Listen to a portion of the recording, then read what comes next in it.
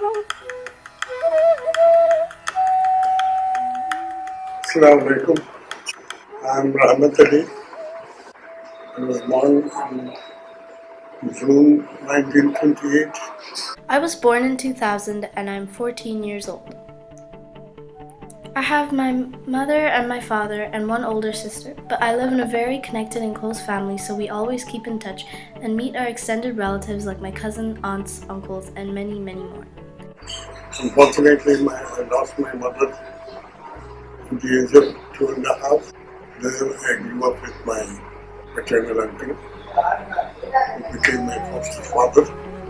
Even though most families drift apart in modern times, my family kept up old practices and sustained all relationships, and we've remained as one huge family. After my secondary education, I was put in college. My foster father took me out of the college and put me in his business.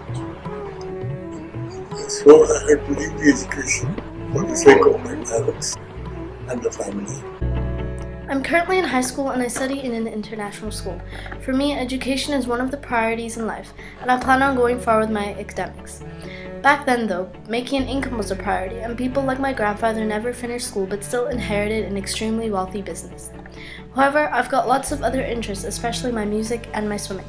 It's a huge part of my life, training about 15 hours a week. Also, in 2 years, I will have a diploma degree in piano. In my time, discipline and obedience students did well. No revolution, no because anything was peaceful. And whatever they told us, we obeyed them. Children and teens these days are extremely independent, and the majority of the teens are quite disrespectful and rebellious in all honesty, compared to the discipline and obedience from 80 years ago. Phrases like rules are meant to be broken just show how the manner of kids has changed so much. I have learned values that have been passed down through my family, to always respect elders, especially one's parents and their parents after. As far as the technology is concerned, there was nothing in those days. Television was never heard of in those days. Even the radio was not popular. Today, everybody who is fortunate enough has a phone, and in our school we've each got laptops, and it's completely common everywhere for TVs and countless other electronics in our house, buildings, or things we carry around. We live in an electronic and digital age where everything is online and everybody is connected. My grandfather used to send telegrams or letters. Phones were a wonder. TV? We never heard of television. So I don't know whether it existed or not. One of the reasons all these changes came about was because of the Bangladesh War. The Bangladesh War of 1971 has had a significant impact on the lifestyle of my family and consequently me.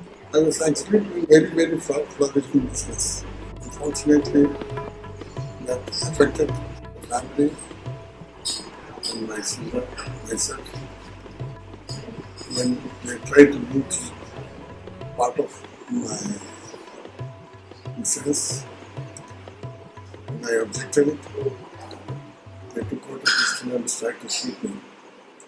My grandfather decided it was too much of a risk keeping his family in that part of the world, which is why we migrated to the Middle East, which has altered my way of living in countless ways. The languages I speak, the food I eat, the clothes I wear, the values I practice. The values of my family have mainly been preserved, but the loss of some traditions and culture was inevitable with so much change. My grandfather lived to experience the growth of the candlestick telephone to the iPhone, the horse carriages to the Ferrari, from written letters to instant communication. He also lived to see the changes within a person's character, which my grandfather believes was not exactly for the best.